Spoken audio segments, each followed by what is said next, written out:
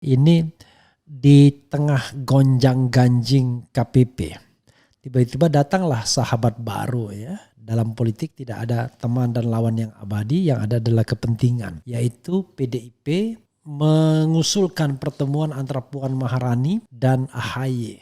Upaya terbesar adalah bagaimana membubarkan dalam tanda kutip koalisi yang mendukung Anies Baswedan. Bagaimana Anies bisa dijegal. Bagaimana Anies bisa dikalahkan agar tidak mencalonkan diri. Kenapa begitu? Karena ada keyakinan bahwa kalau calonnya itu cuma dua saja, Ganjar dan Prabowo, maka yang akan menang pada satu putaran itu adalah Ganjar Pranowo. Nah, karena itu bagi kepentingan PDIP dan kepentingan Ganjar adalah bagaimana sebaiknya Anies tidak mencalonkan diri. Dan konon di antara elit-elit ya itulah suara terbesar Megawati dan PDIP. Konon ya namanya analisis.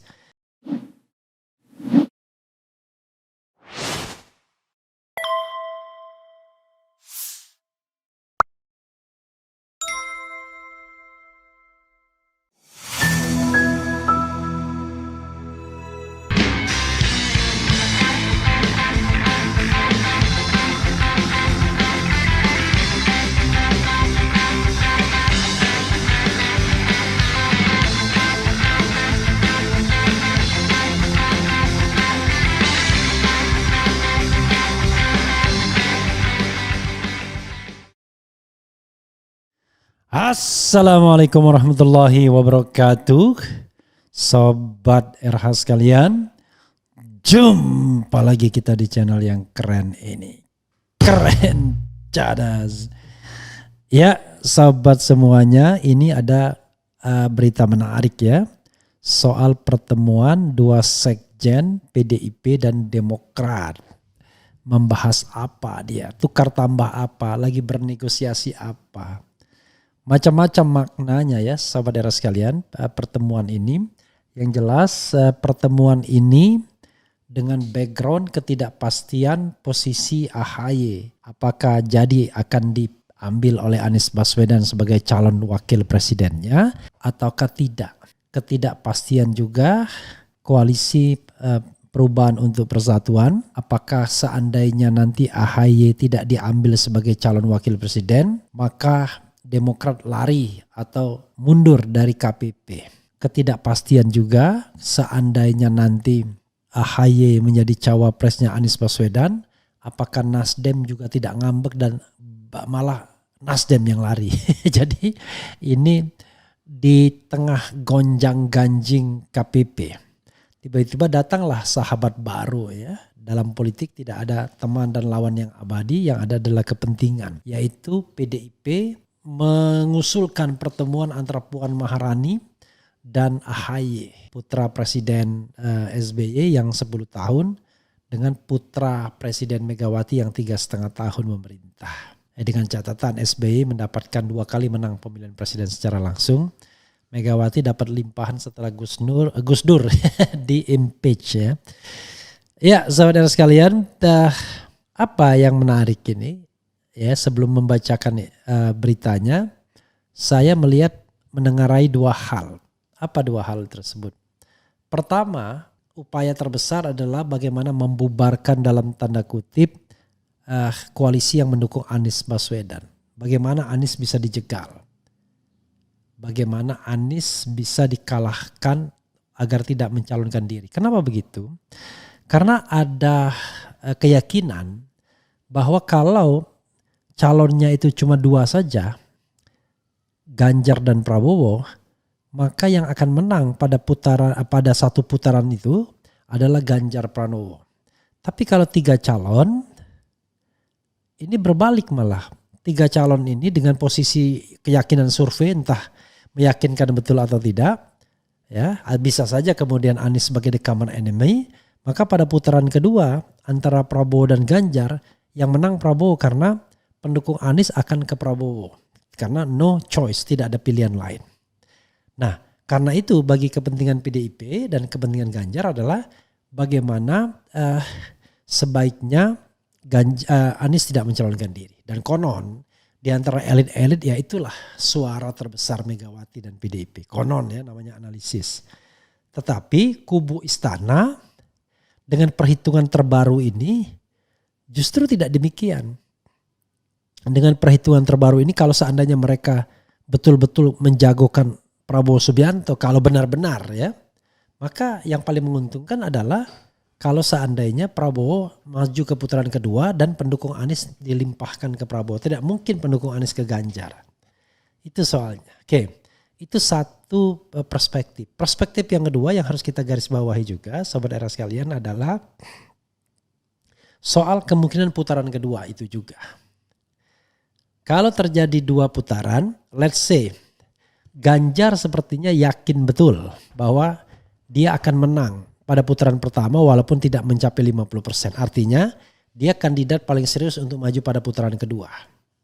Sekarang tinggal melawan siapa? Kalau melawan Anies Baswedan, mereka mungkin merasa yakin bahwa pendukung Prabowo akan ke Ganjar. Karena pendukung Prabowo itu limpahan dari pendukung Jokowi sebagian. Pendukung Prabowo tidak akan ke Anies Baswedan. Kelihatannya begitu. Itu yang mereka yakinin. Ya. Nah sebaliknya kalau yang bertemu itu adalah Ganjar dan Prabowo, ya Ganjar ingin pendukung Anies itu tidak ke Prabowo. Karena itu mulailah dia approach Demokrat. Seandainya Demokrat tidak lolos atau tidak maju di KPP, ya, seandainya Demokrat tetap di KPP, mendukung Anies Baswedan, maka perjanjian politiknya bisa diletakkan begini.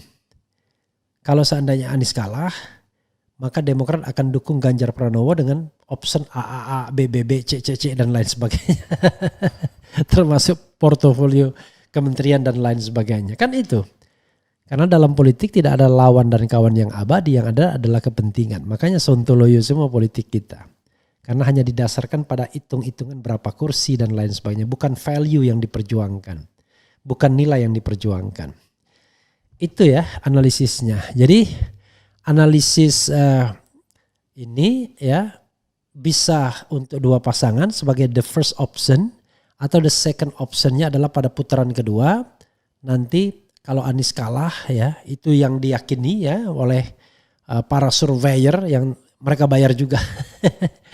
Maka pendukung Anies sebagian paling tidak Demokrat bisa diajak ke kubu Ganjar sehingga tidak menumpuk di Prabowo yang menyebabkan Ganjar bakal kalah. Itu analisisnya ya Sobat Era sekalian. Namanya analisis bisa benar bisa salah. Tapi yang paling penting analisis itu didasarkan pada logika yang bisa dipertanggungjawabkan. Ya. Nalar yang bisa dipertanggungjawabkan. Dan tentu tidak punya kepentingan apa-apa. Kecuali kepentingan untuk mengungkapkan fakta itu sendiri ya. Menarik nih warna bajunya. Dari PDIP seperti biasanya merah semua ya. Ini Hasto dan Utut Adianto. Kemudian dari Demokrat hitam warnanya. Ini kayak menyimbolkan sesuatu. Kenapa dia tidak datang dengan warna biru tapi warna hitam. Warna hitam kan warna yang bisa di hitam ya, yang jelas hitam ya warnanya. Oke, coba kita bacakan ya. Sekjen Demokrat dan PDIP bertemu di Blok M bahas rencana pertemuan Puan AHY. Jakarta, tv1news.com. Sekjen Partai Demokrat Teguh Rifki Hab dan Sekjen PDIP Hasto Kristianto bertemu di Ayam Berkah kawasan Blok M Jakarta. Pertemuan dilakukan untuk menindaklanjuti rencana pertemuan Puan Maharani dan Agus Harimurti Yudhoyono. Ini menindaklanjuti tawaran kerjasama dan ajakan pertemuan Mbak Puan AHY oleh Hasto dan respons Sekjen Demokrat. Membahas rencana pertemuan dan kemungkinan kerjasama ke depan, jelas Koordinator Juru Bicara DPP Partai Demokrat Herzaki Mahendra Putra. Menurut Herzaki, untuk jadwal pertemuan Puan dan AHY sedang menyesuaikan jadwal keduanya. Herzaki mengatakan partainya selalu terbuka untuk berkomunikasi dengan seluruh partai politik tak terkecuali PDIP. Luar biasa ya. Itulah sekali lagi ya.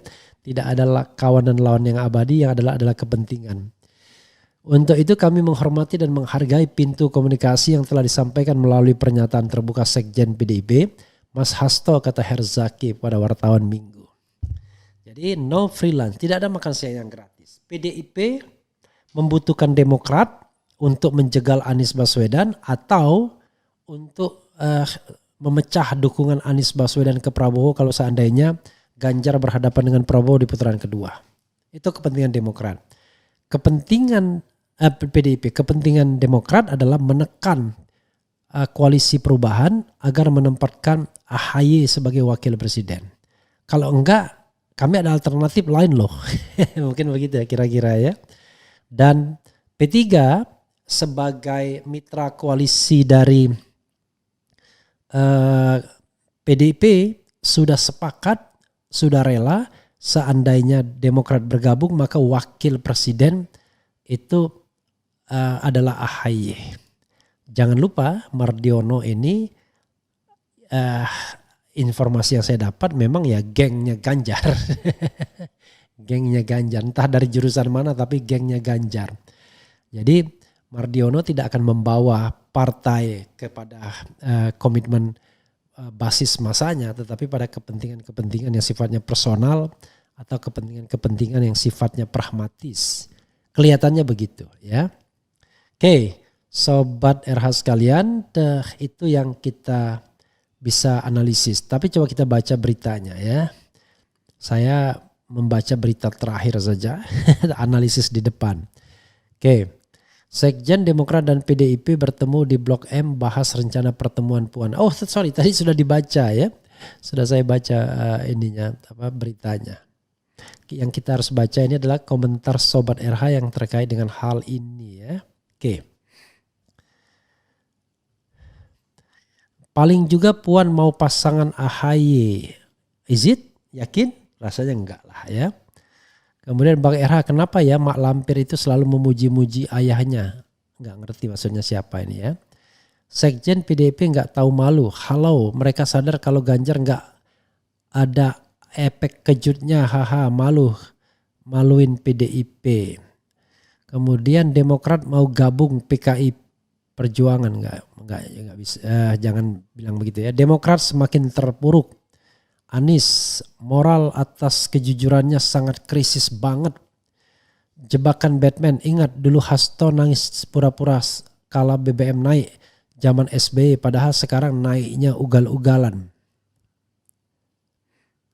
Bang, ini gimana survei Anies kok tambah anjlok, gak ada satupun yang positif trennya. Ini berpengaruh terhadap psikis pendukung Anies menjadi tambah pesimis dan partai pengusungnya, contohnya Demokrat. Ya. Kalau Anda merasa pesimis ya itulah berhasil berarti survei tersebut untuk melakukan degradasi terhadap Anies Baswedan ya.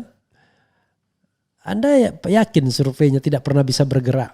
Jadi Anies mau deklarasi tidak bergerak, mau kampanye, mau pertemuan tidak bergerak. Tapi coba lihat pertemuan off air-nya. Siapa yang paling disambut? Ya kan?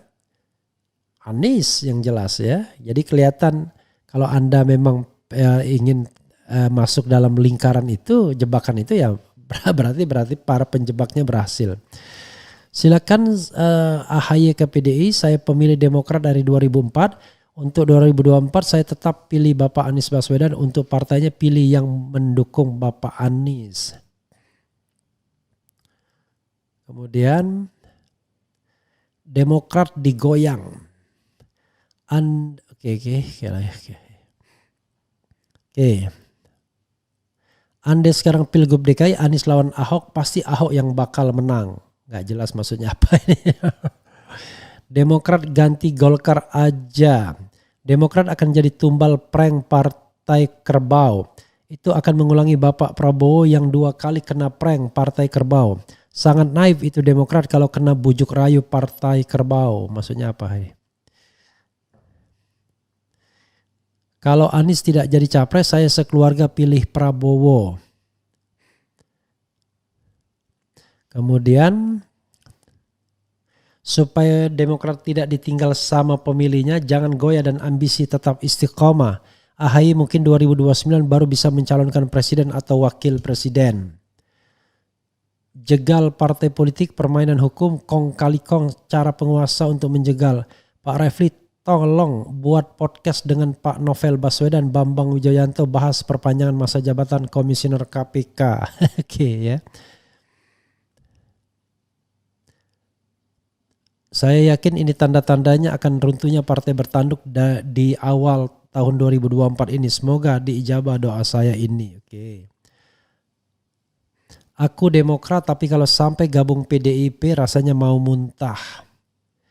Bang, jika AHY ditawari PDIP menteri, cocoknya jadi menteri apa? Yang saya tahu AHY semenjak resign dari TNI, dia nggak jelas kerja apa, punya usaha apa, pernah menjabat apa, hanya sibuk jadi ketum parpol.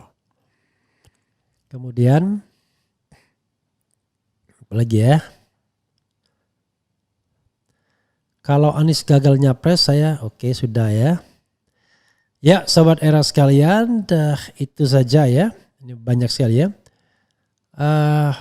Silakan PDIP memainkan sandiwaranya, tapi jangan lupa Demokrat harus jaga memainkan tipu muslihat biar sama-sama zong.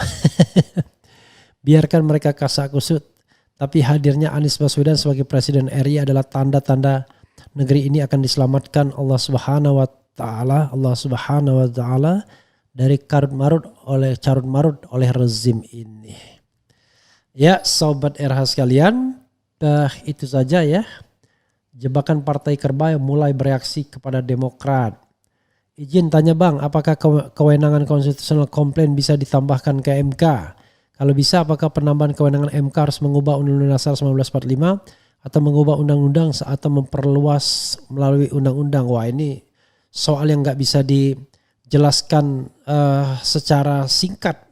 Tapi intinya ya bisa saja tanpa perubahan Undang-Undang Dasar 1945 dengan yang namanya, saya pernah mengatakan judicial constitutional complaint through judicial review. Jadi constitutional complaint melalui judicial review. But it's okay ya, sobat era sekalian. Kita cukupkan dulu ya. Kita lanjutkan nanti dengan isu yang menarik, yaitu pertemuan Ganjar dan Jokowi. Sambil kita bertanya siapa yang bakal kena prank nantinya. Wassalamualaikum warahmatullahi wabarakatuh.